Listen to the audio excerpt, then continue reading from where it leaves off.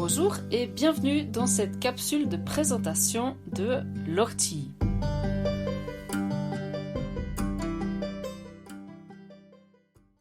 Dans la tradition de notre formation La Semaine de la Tortue, nous allons commencer, première étape, par simplement nous poser et observer la planche botanique.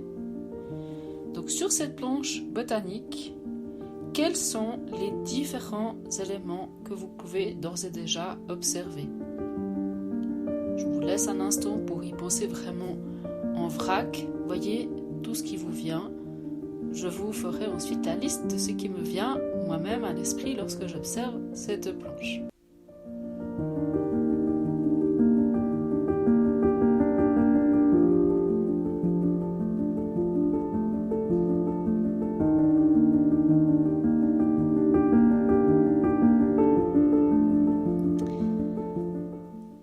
Alors, je vais vous donner quelques-uns des éléments que je peux observer.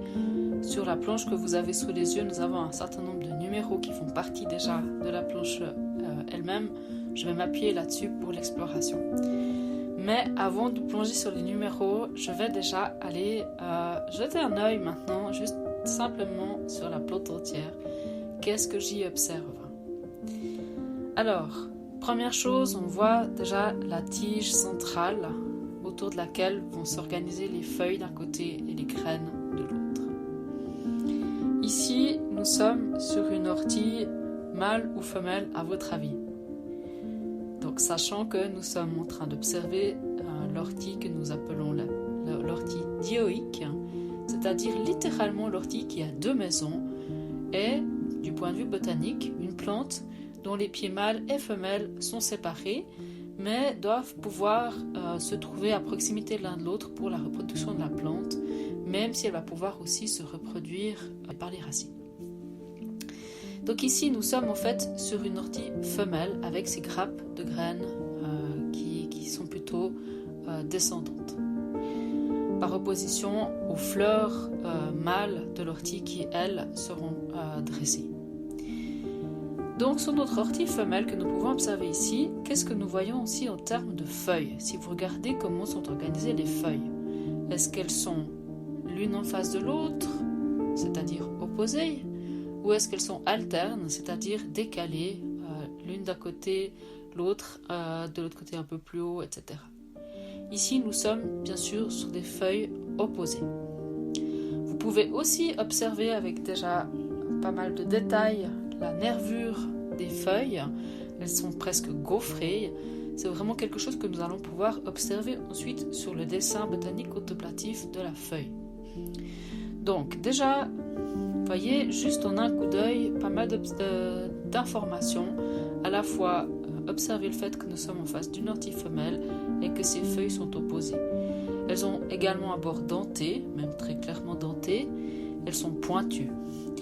Ensuite de ça, si je prends maintenant les numéros, donc au numéro 1, vous allez ici avoir un détail des graines d'ortie. Donc les graines d'ortie sont sur les pieds femelles. Donc le numéro 1 ici sur la gauche. Ensuite au numéro 2, vous avez un exemple de fleurs d'ortie.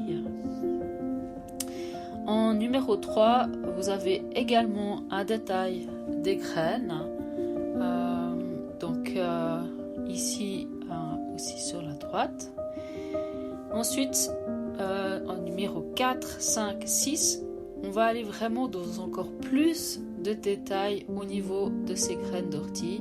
C'est comme si on allait chaque fois ouvrir, écarter un peu plus le compartiment qui contient les graines, puis voir de plus en plus en détail comment ça s'organise. Ensuite, numéro 7, là vous voyez la structure typique de l'ortie, mais ce n'est pas la seule plante à avoir un tel système de défense. Je veux bien sûr parler de ces poils urticants. Donc vous voyez des poils relativement courts et puis un poil plus long qui a comme une petite capsule au bout, qui est en réalité une capsule en silice.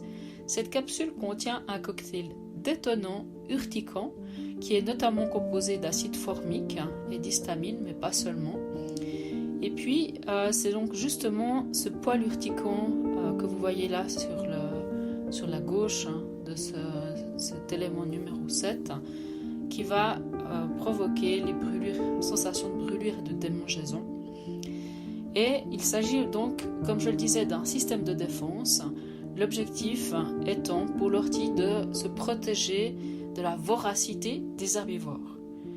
Cela signifie aussi que généralement une ortie qui est relativement tranquille à l'orée d'un sous-bois sera très souvent moins piquante parce qu'en fait plus la plante est broutée, piétinée, fauchée, sollicitée, plus elle va développer ce système de défense. Voilà déjà une première série d'informations relatives à l'ortie. Donc ce que je vous invite à faire, c'est de prendre ensuite le temps pour du dessin botanique contemplatif. Vous retrouverez dans le blog des vidéos séparées pour chacun de ces dessins. L'objectif étant comme ça de pouvoir, je vous dirais, apprivoiser la plante pas à pas à travers ces moments plus contemplatifs avec le dessin.